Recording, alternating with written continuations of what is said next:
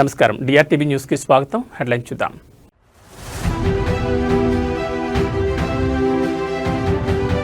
Davos పర్యటన ముగించుకుని అమరావతి చేరుకున్న చంద్రబాబు సచివాలయంలో రాష్ట్ర స్థాయి బ్యాంకర్ల సమావేశంలో పాల్గొనున్న సీఎం.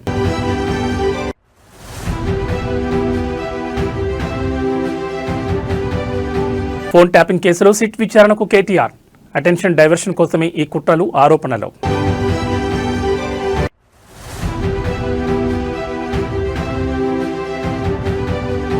జేసీ వర్సెస్ కేతిరెడ్డి సవాళ్లు ప్రతి సవాళ్లతో తాటిపత్రిలో హైటెన్షన్.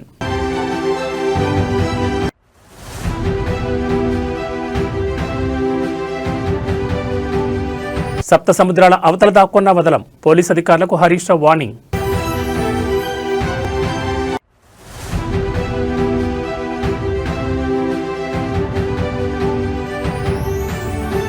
జూబ్లీహిల్స్ సిట్ ఆఫీస్ దగ్గర ఉద్రిక్తత బీఆర్ఎస్ నేతలు పోలీసుల మధ్య తోపులాట.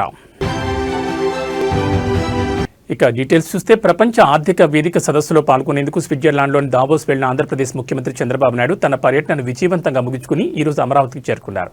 దావోస్ పర్యటనలో రాష్ట్రానికి భారీగా పెట్టుబడులు ఆకర్షించడమే లక్ష్యంగా పలు అంతర్జాతీయ సంస్థల ప్రతినిధులతో సీఎం భేటీ అయ్యారు. గన్నవరం విమానాశ్రయం చేరుకున్న ముఖ్యమంత్రికి మంత్రులు, ఎమ్మెల్యేలు మరియు ఉన్నతాధికారులు ఘనంగా స్వాగతం పలికారు. స్వాగతం పలికిన వారిలో మంత్రులు అనగాన సత్యప్రసాద్, వంగలపూడి అనిత, కొల్లు రవీంద్ర, సవిత, కొలుసు పార్థసారథి ఉన్నారు. అలాగే ఎమ్మెల్యేలు భాష్యం ప్రవీణ్, గద్దె రామ్మోహన్, యార్లగడ్డ వెంకట్రావు, వర్ల కుమార్ రాజా, కాగిత కృష్ణప్రసాద్, వసంత కృష్ణప్రసాద్ తదితరులు ముఖ్యమంత్రికి పుష్పగుచ్చాలు అందించి స్వాగతం పలికారు. సచివాలయంలో జరిగే రాష్ట్ర స్థాయి బ్యాంకర్ల సమావేశంలో సీఎం పాల్గొంటారు. రాష్ట్ర అభివృద్ధి పథకాలకు రుణాల మంజూరు, ప్రాధాన్యత రంగాలకు ఆర్థిక చేయూతపై చర్చించనున్నారు. సాయంత్రం గోదావరి పుష్కరాల నిర్వహణపై ఉన్నత స్థాయి సమీక్ష నిర్వహించనున్నారు. భక్తులు కల్పించాల్సిన వసతులు, ఘాట్ల నిర్మాణం, భద్రతా ఏర్పాట్లపై అధికారులకు దిశానిర్దేశం చేయనున్నారు.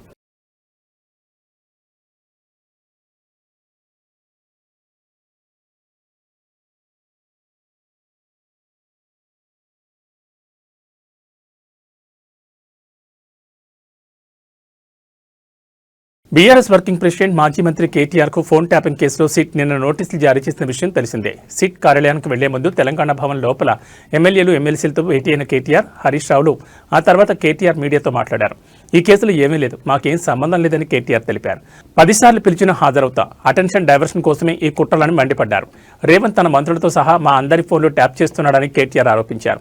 50 లక్షలతో నోటుకు ఓట్లు దొరికిన ఒక దొంగ ఇవాళ ముఖ్యమంత్రిగా ఉండడం వల్లే ఈ రాజకీయ కక్ష సాధింపులని అన్నారు.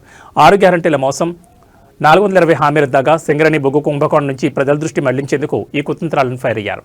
4 కోట్ల ప్రజలను నైవేద్యం చేసిన ముఖ్యమంత్రిని వదిలిపెట్టాం, కాంగ్రెస్ను బొందపెట్టేదాకా నిద్రపోమని కేటీఆర్ తెలిపారు. విచారణలో ప్రతి ప్రశ్నకు సమాధానం చెప్తామని వెల్లడించారు. ప్రభుత్వం రాజకీయ డ్రామా ఆడుతోంది. కేసీఆర్ సైనికులుగా ఉద్యమం నుంచి ఉద్భవించిన నాయకత్వం బీఆర్ఎస్ అని అన్నారు. కేసీఆర్ నాయకత్వంలో 10 ఏళ్ల అధికారంలో ఉన్న మేము ఎప్పుడు తప్పుడు పనులు చేయలేదు, మేము టైంపాస్ రాజకీయాలు చేయలేదు, ప్రతిపక్షాలను వేధించలేదన్నారు. విచారణకు భయపడేవారు ఎవరూ లేరని తెలిపారు. రాష్ట్రంలో పాలనా పిచ్చోడి చేతులు రాయిలా మారిందని ఎద్దేవా చేశారు. సమావేశం అనంతరం మాజీ మంత్రి కేటీఆర్ విచారణ నిమిత్తం జూబ్లీహిల్స్ పోలీస్ స్టేషన్కు చేరుకున్నారు. ఆయన వెంట మాజీ మంత్రి హరీష్ రావుతో పాటు ముఖ్యులు, కార్యకర్తలు ఉన్నారు. ఇంత కష్టపడి మరి కేసీఆర్ గారి నాయకత్వంలో ప్రజలు సాధించుకున్న ఈ రాష్ట్రంలోని పరిపాలన పిచ్చోడి చేతిలో రాయిలాగా మారిపోయింది. పరిపాలన మీద దృష్టి లేదు, పరిపాలన చేత కాదు, ప్రజలకిచ్చిన హామీలు నెరవేర్చే సత్తా లేదు. అసమర్థుడి జీవనయాత్రలాగా ఈ 2 ఏళ్ళు ఏదో నెట్టుకుంటూ టైంపాస్ చేసుకుంటూ వచ్చినారు. ఒక్కొక్క రోజు ఒక్కొక్క డ్రామా. కొన్ని రోజులు కాళేశ్వరం పేరిట డ్రామా, కొన్ని రోజులు గొర్రెల స్కామ్ అని డ్రామా, కొన్ని రోజులు ఫార్ములా ఈ పేరిట డ్రామా, మరికొన్ని రోజులు ఫోన్ ట్యాపింగ్ అని చెప్పి డ్రామా. తప్పు చేసినోడు భయపడతాడు, తప్పు చేయనోళ్ళు ఎవరికి భయపడాడు. రేవంత్ రెడ్డి కాదు, వాని జేజమ్మకు కూడా భయపడే సమస్య లేదు. ముమ్మాటికి ఒకటి మాత్రం పక్కా, ఈ కేసు ఇంతటితో మేము వదిలిపెట్టాం. నా క్యారెక్టర్ అసాసినేషన్కి బాధ్యులైన రేవంత్ రెడ్డిని, ఆయన తొత్తులుగా పనిచేస్తున్న పోలీసులు కొంతమంది, అందరినీ కాదు, కొంతమంది పోలీసులు ఎవరైతున్నారో ఆయన తొత్తులుగా, ఆయన అడుగులకు మడుగులతో పనిచేస్తున్నారో వాళ్ళని నేను కూడా వదిలిపెట్టను. ఎందుకు వదిలిపెట్టను? ఎందుకంటే నా వ్యక్తిత్వం అననం చేస్తూ ఉన్నారు. లేని లింకులు అంటగట్టి, లేని రంకులు అంటగట్టి, నాకు ఇష్టం ఉన్నట్టు ఎవరెవరో యాక్టర్లకు లింకులు పెట్టి చిల్లర రాజకీయం ఏదైతే చేస్తున్నారో ఈ విషయంలో నేను మాత్రం వదిలిపెట్టను. మీరేదో ఇవాళ ముఖ్యమంత్రి హార్వర్డ్కి పోయిండు, ఆడ వచ్చిరాని ఇంగ్లీష్లో ఏం నేర్చుకుంటుండో ఏం వచ్చిండో కానీ ఆయన వచ్చే వరకు టైంపాస్ చేద్దాము అని చెప్పి మీరు డ్రామా చేస్తున్నారు. మాకు తెలుసు, ధారావాహికలాగా నడుపుతా ఉన్నారు, మాకేం ఇబ్బంది లేదు. మీరు ఎన్నిసార్లు పిలిచినా వస్తాం, ఎందుకంటే చట్టాన్ని గౌరవించే పౌరులం, తప్పకుండా వస్తాం. మేము తప్పు చేయలేదన్న మాటనే చెప్తాము. మీరు ఎన్ని రకాల డైవర్షన్ గేమ్లు ఆడినా మేము మాత్రం అర్జునుడి కన్ను ఎట్లయితే ఆనాడు తన గురి మీదనే ఉండనో అట్లే మా గురి మొత్తం కూడా ఈ ప్రభుత్వ అసమర్థత మీద, మీ అవినీతి మీద. అనంతపురం జిల్లాలోని తాడిపత్రిలో ఎప్పుడు ఏదో పొలిటికల్ హీట్ కొనసాగుతూనే ఉంటుంది. సవాళ్లు ప్రతి సవాళ్లతో జేసీ వర్సెస్ కేతిరెడ్డిగా పరిస్థితి ఉంటుంది. తాజాగా తాడిపత్రి రాజకీయాలు మరోసారి వేడెక్కాయి. వైసీపీ నేత మాజీ ఎమ్మెల్యే కేతిరెడ్డి పెద్దారెడ్డి, మాజీ ఎమ్మెల్యే టీడీపీ నేత తాడిపత్రి మున్సిపల్ చైర్మన్ జేసీ ప్రభాకర్ రెడ్డి మధ్య మాటల యుద్ధం, సవాళ్లు ప్రతి సవాళ్ల స్థాయికి చేరడంతో తాడిపత్రిలో హైటెన్షన్ వాతావరణం నెలకొంది. రాయలసీమ పౌరుషం, సాగునీటి ప్రాజెక్టుల అంశాలపై ఇరు వర్గాలు బహిరంగ సవాళ్లు విసరడంతో పరిస్థితి నివురుగప్పిన నిప్పులా మారింది. రాయలసీమ సాగునీటి ప్రాజెక్టులపై ఎక్కడైనా చర్చకు రావాలని కేతిరెడ్డి పెద్దారెడ్డి జేసీ ప్రభాకర్ రెడ్డికి సవాల్ విసిరారు. కర్నూలు, కొండారెడ్డి బురుజు, Kadapa, Kotireddy circle, Anantapuram tower clock వంటి ప్రదేశాల్లో ఆయన చర్చకు సిద్ధమని ఆయన ప్రకటించారు. రాయలసీమ పౌరుషాన్ని తక్కువ అంచనా వేయొద్దంటూ కేతిరెడ్డి వ్యాఖ్యానించారు. ఇక జేసీ వర్గీయులు కూడా అదే స్థాయిలో ప్రతి సవాలు చేయడంతో ఉద్రిక్తత మరింత పెరిగింది. ఇరు వర్గాల కార్యకర్తలు రోడ్డెక్కే అవకాశం ఉందన్న సమాచారంతో పోలీసులు అప్రమత్తమయ్యారు. తాడిపత్రిలో శాంతి భద్రతలకు విఘాతం కలిగిస్తే కఠిన చర్యలు తప్పవని పోలీసులు హెచ్చరికలు జారీ చేశారు. రాజకీయ నాయకుల వ్యాఖ్యలు శాంతి భద్రతలకు భంగం కలిగించేలా ఉంటే చట్టపరమైన చర్యలు తీసుకుంటామని పోలీసులు హెచ్చరించారు. తాడిపత్రి పరిసర ప్రాంతాల్లో అదనపు బలగాలను మోహరించి పరిస్థితిని ఎప్పటికప్పుడు పర్యవేక్షిస్తున్నారు పోలీసులు.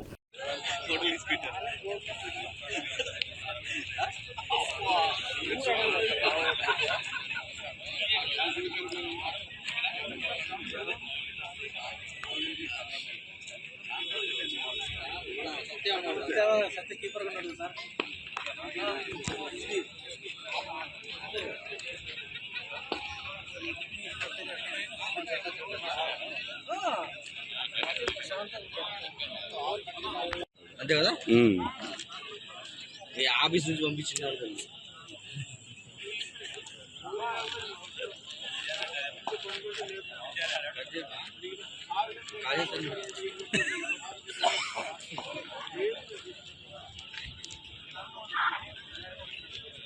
ఫోన్ ట్యాపింగ్ కేసులో BRS working president KTR SIT విచారణకు హాజరైన క్రమంలో పోలీసుల అత్యుత్సాహంపై మాజీ మంత్రి హరీష్ రావు తీవ్ర ఆగ్రహం వ్యక్తం చేశారు. కుట్రపూరితంగా, ఉద్దేశపూర్వకంగా తమపై కేసులు పెట్టారని తెలిపారు. ఈ కేసులో కేటీఆర్ విచారణకు హాజరయ్యారని, రేవంత్ రెడ్డిని కూడా ఫోన్ ట్యాపింగ్పై విచారించాలని డిమాండ్ చేశారు.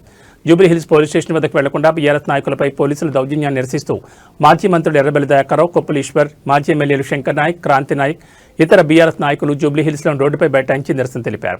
ఈ సందర్భంగా పోలీసుల వైఖరిని హరీష్ రావు నిలదీశారు. కుట్రపూరితంగా వ్యవహరిస్తున్న పోలీసులకు వార్నింగ్ ఇచ్చారు. కావాలని రిటైర్మెంట్కు దగ్గర ఉన్న అధికారులతో సిట్ ఏర్పాటు చేసి బీఆర్ఎస్ నాయకులను వేధిస్తున్నారని తెలిపారు. ఉద్దేశపూర్వకంగా రేవంత్ రెడ్డి మాటలు, సిపి మాటలు విని మమ్మల్ని ఇబ్బంది పెట్టాలని చూసే అధికారులను వదిలిపెట్టమని హెచ్చరించారు. రిటైర్ అయ్యాక కూడా సప్త సముద్రాల అవతల దాక్కున్నా పట్టుకొస్తామని తెలిపారు. దావోసులో ఉన్న సీఎం రేవంత్ రెడ్డి ఆదేశాలు పాటించడం కాదు, చట్ట ప్రకారం వ్యవహరించాలని సూచించారు. చట్ట ప్రకారం వ్యవహరించకపోతే వారిదే బాధ్యతని స్పష్టం చేశారు. కావాలని రిటైర్మెంట్ కు దగ్గరగా ఉన్న అధికారులను సిట్ లో పెట్టి రిటైర్మెంట్ కు దగ్గరగా ఉన్న అధికారులను ఉపయోగించి ఇవాళ మా మీద రకరకాల ప్రయత్నాలు చేస్తున్నారు. నేను మాత్రం ఒక్కటే చెప్పదలుచుకున్న అధికారులకు, మీరు అన్యాయంగా వ్యవహరిస్తే, అక్రమంగా వ్యవహరిస్తే, మీరు ఉద్దేశపూర్వకంగా మమ్మల్ని ఇబ్బంది పెట్టాలని ప్రయత్నం చేస్తే, మీరు రిటైర్ అయిన తర్వాత కూడా ఏ పొక్కలో దాక్కున్నా, సప్త సముద్రాల బయట ఉన్నా మిమ్మల్ని పట్టుకొచ్చి విచారిస్తాము. ఎవరిని వదిలిపెట్టే ప్రశ్నే లేదు. చట్టాన్ని అతిక్రమించినా, న్యాయబద్దంగా వ్యవహరించకపోయినా, ఉద్దేశపూర్వకంగా తప్పుడు ప్రచారం చేసినా, తప్పుడు లీకులు ఇచ్చిన పోలీస్ అధికారులను వదిలిపెట్టే ప్రశ్నే లేదు. అంతకంతకు అనుభవిస్తారు. జాగ్రత్త, ఆలోచించుకోండి. రిటైర్ అయినాక మీకు ప్రభుత్వం, రేపు వచ్చే బీఆర్ఎస్ ప్రభుత్వం కూడా మీకు సహకరించదు. మీ సొంత డబ్బులతో సొంత లాయర్లను పెట్టుకుని మీరు కేసులు వాదించుకోవాల్సి వస్తుంది. అన్ని దృష్టిలో పెట్టుకుని న్యాయబద్దంగా వ్యవహరించండి, చట్టబద్దంగా వ్యవహరించండి. రేవంత్ రెడ్డి దావోస్కెళ్లి ఆయన ఇచ్చే డైరెక్షన్ లో కాదు. రాజధాని అమరావతి ప్రాంత రైతులకు ఏపీ ప్రభుత్వం శుభవార్తను వినిపించింది. అమరావతి ప్రాంత రైతులకు ఈ రోజు ఫ్లాట్ల కేటాయింపు జరగనుంది. గతంలో మాదిరిగానే ఈ లాటరీ విధానంలో ఫ్లాట్లు కేటాయించబోతున్నారు. దీనికి సంబంధించి సిఆర్డీఏ అన్ని ఏర్పాట్లు పూర్తి చేసింది. ఈ రోజు మొత్తం 14 గ్రామాలకు చెందిన 90 మంది రైతులకు 135 ఫ్లాట్లు కేటాయించనున్నారు. ఈ లాటరీని ఈ రోజు ఉదయం 11 గంటలకు రాయపూర్లోని సిఆర్డీఏ కార్యాలయంలో నిర్వహించనున్నారు. అలాగే ఉండవల్లిలో మెట్ట భూములు ఇచ్చిన రైతులకు కూడా ఫ్లాట్లు ఇవ్వనున్నారు. అక్కడి 201 మంది రైతులకు మొత్తం 390 ఫ్లాట్లు కేటాయించారు. మరోవైపు ఏపీలో కూటమి ప్రభుత్వం ఏర్పడిన తర్వాత రాజధాని అమరావతి అభివృద్ధిపై ప్రత్యేక దృష్టి సారించింది. ఒకవైపు అభివృద్ధి పనులను వేగవంతం చేస్తూనే మరోవైపు భవిష్యత్ అవసరాలు, విస్తరణ కోసం భూసేకరణ కార్యక్రమాలు కూడా ప్రభుత్వం కొనసాగిస్తోంది. ఈ నేపథ్యంలో రైతులకు ఫ్లాట్ల కేటాయింపు జరగడం అమరావతి అభివృద్ధిలో మరో కీలక అడుగుగా భావిస్తున్నారు.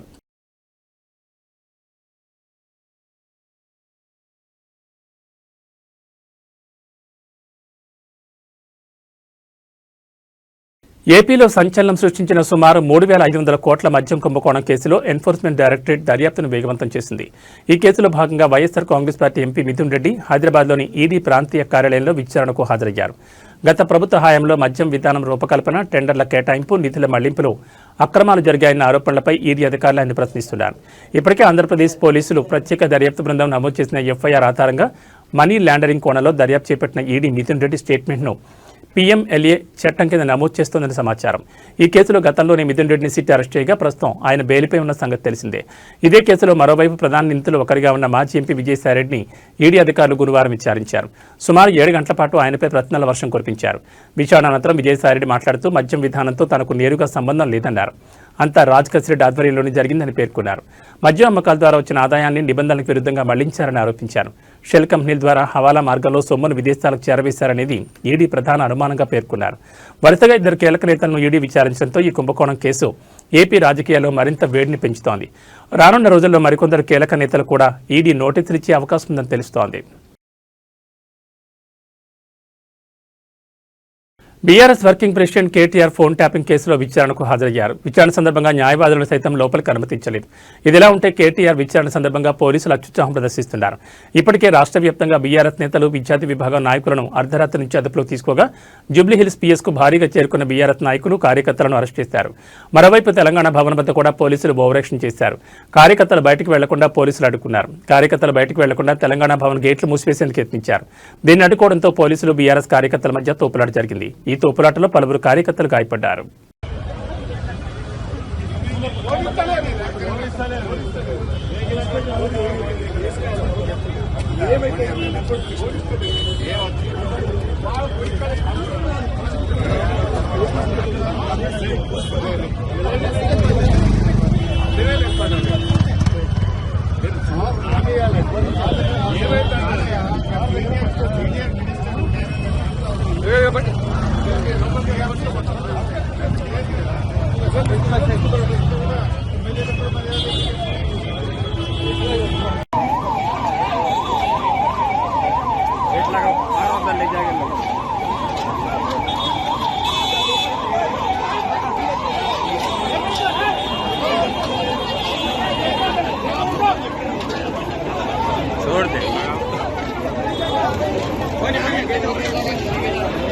చేస్తాను.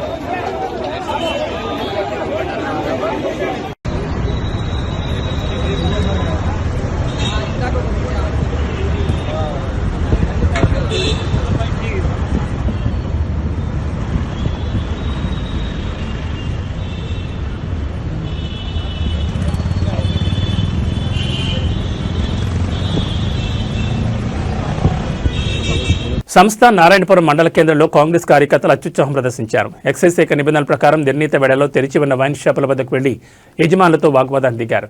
తమ ఆదేశాలు పాటించకపోతే ఆ తర్వాత మీ ఇష్టం, ఫలితం తీవ్రంగా ఉంటుంది అంటూ బహిరంగంగానే బెదిరింపులకు దిగారు. అధికార పార్టీ అండ చూసుకుని ఇలా సామాన్య వ్యాపారులను భయపెట్టడంపై స్థానికులు మండిపడుతున్నారు. నిబంధనలు అమలు చేయాల్సిన బాధ్యత పోలీసులది, ఎక్సైజ్ శాఖది కాగా రాజకీయ కార్యకర్తలు ఈ విధంగా పెత్తనం చెలాయించడం ఏంటని ప్రజలు సూటిగా ప్రశ్నిస్తున్నారు. కాంగ్రెస్ కార్యకర్తల ఈ ఓవర్ యాక్షన్పై సోషల్ మీడియాలో విమర్శలు వెల్లువెత్తున్నాయి. ప్రభుత్వం మీదే కదా, మీకు అంతగా మద్యంపై వ్యతిరేకత ఉంటే నేరుగా రాష్ట్ర వ్యాప్తంగా మద్యపాన నిషేధం చేయించవచ్చు కదా అంటూ నెట్జన్లు ఎద్దేవా చేస్తున్నారు. కేవలం వైన్స్ యజమానులను బెదిరించి తమ ఆధిపత్యాన్ని ప్రదర్శించడం ఏంటని విపక్షాలు మండిపడుతున్నాయి. ఈ ఘటనపై ఉన్నతాధికారులు స్పందించాలని, శాంతి భద్రతలకు విఘాతం కలిగిస్తున్న వారిపై కఠిన చర్యలు తీసుకోవాలని స్థానికులు కోరుతున్నారు.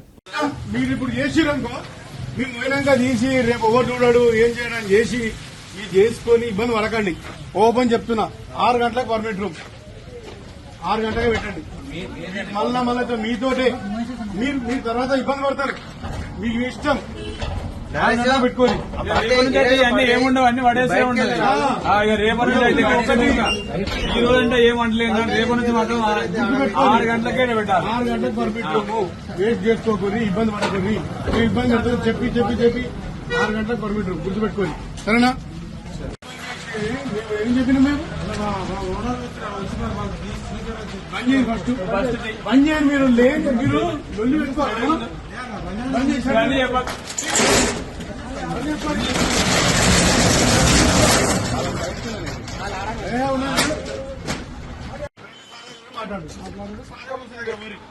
మొర పెట్టుకోరు. ఇక్కడ మాత్రం లోకల్లో నేను చెప్తున్నాను, తీసి 1 గంట లేదు.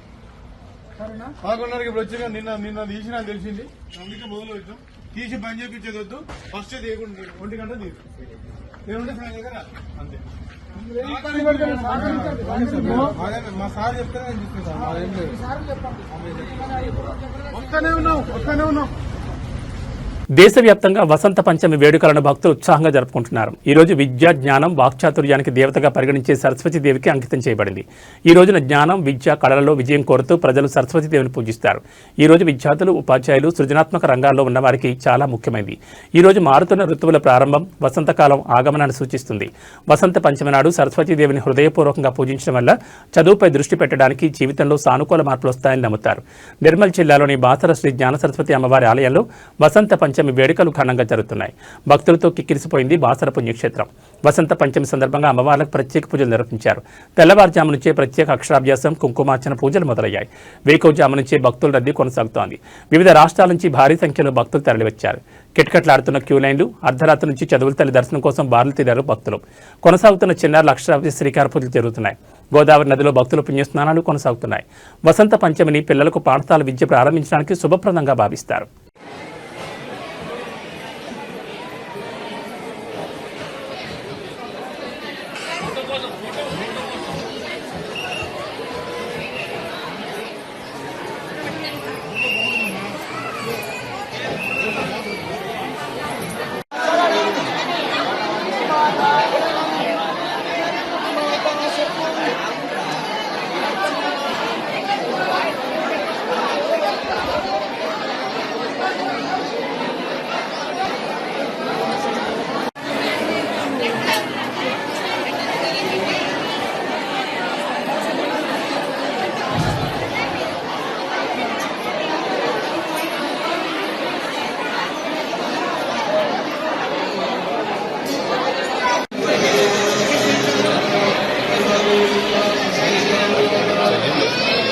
తిరుమల శ్రీవారి దర్శనానికి భక్తులు పోటెత్తారు. వారాంతం కావడంతో స్వామివారికి మొక్కులు తీర్చుకుని దర్శనం చేసుకునేందుకు క్యూ లైన్లో బారులు తీరారు.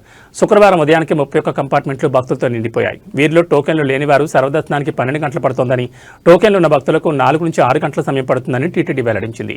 300 రూపాయల శీఘ్ర దర్శనం భక్తులకు 3 నుంచి 5 గంటల్లో శ్రీవారి దర్శనం జరుగుతుందని పేర్కొంది. నిన్న స్వామివారిని 64,571 మంది భక్తులు దర్శించుకోగా 23,634 మంది భక్తులు తరణీరాలో మొక్కులు చెల్లించుకున్నారు. గురువారం స్వామివారి ఉండే ఆదాయం 3.84 కోట్లు వచ్చినట్లు టీటీడీ వెల్లడించింది. కాగా వీకెండ్తో పాటు సోమవారం పబ్లిక్ హాలిడే కావడంతో భక్తుల రద్దీ మరింత పెరుగుతుందని టీటీడీ అంచనా వేసింది. భక్తులకు ఎలాంటి ఇబ్బందులు కలగకుండా ఏర్పాట్లు చేస్తోంది.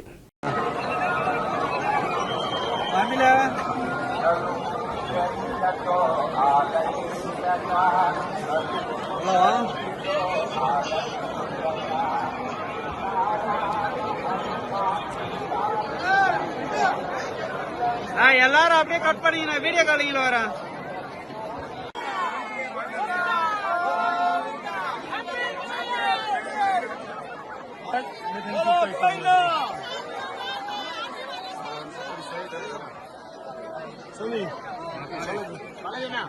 கோவிந்தா போலோ.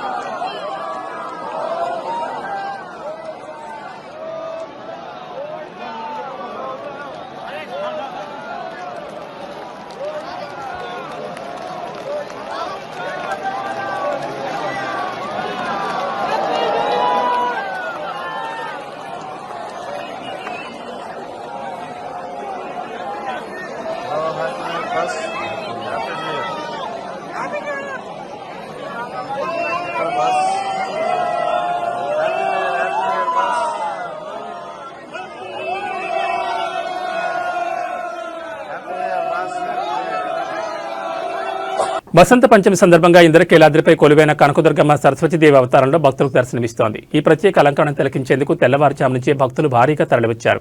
ముఖ్యంగా విద్యార్థులు, చిన్నారులతో దుర్గగుడి ప్రాంగణం కిటకిటలాడుతోంది. ఉదయం 4 గంటల నుంచి అమ్మవారి దర్శనానికి భక్తులు క్యూలైన్లో నిలుస్తున్నారు.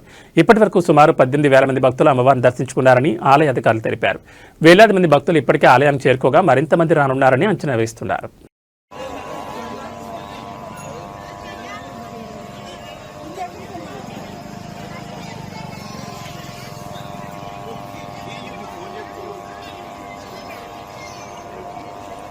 మహారాష్ట్రలో రాజకీయ రగడ రాజుకుంది. నేత సహార్ షేక్ నగరమంతా పచ్చరంగులకు మారిపోవాలని చేసిన వ్యాఖ్యలకు బీజేపీ నేత నవనీత్ కౌర్ గట్టిగా స్పందించారు. పచ్చరంగు కావాలంటే పాకిస్తాన్ వెళ్లాలని, ఇక్కడ కాషాయం మాత్రమే నడుస్తుందని ఆమె హెచ్చరించారు. దీనిపై సహార్ షేక్ స్పందిస్తూ తన పార్టీ జెండా రంగు పచ్చ అనే ఉద్దేశంతోనే ఆ మాట అన్నారని వివరణ ఇచ్చారు. पूरा ग्रीन करने के लिए पाकिस्तान जाना पड़ेगा. इस देश में है तो भगवा और नीला ही चलेगा, दूसरा कोई रंग नहीं चल सकता है. ये याद रखना. छत्रपति शिवाजी महाराज ने जब बोला था कि ये राज्य में जो धर्म के लिए हम काम कर रहे हैं, जो महाराष्ट्र में रह रहे हैं, ये धर्म के लिए हम जिएंगे भी और मरेंगे भी. किसी ने कितना भी कुछ बोला, ग्रीन करेंगे, हरा करेंगे, तो तुम्हारे सपने भी सच नहीं हो सकते हैं. ये याद रखना. इस देश में ऐसे कार्यकर्ता, ऐसे भक्त और हमारे जैसे लोग, हम पॉलिटिक्स में भी हैं, राजकारण में भी हैं, पर हमारे विचार, हमारे छत्रपति शिवाजी महाराज के विचार लेके ये खून में दौड़ते हैं. जब तक ये खून खत्म नहीं होगा तब तक भगवा इस देश से कोई हटा नहीं सकता. इतना याद रखना. ఇవి బులెటిన్ విశేషాలు. నమస్కారం.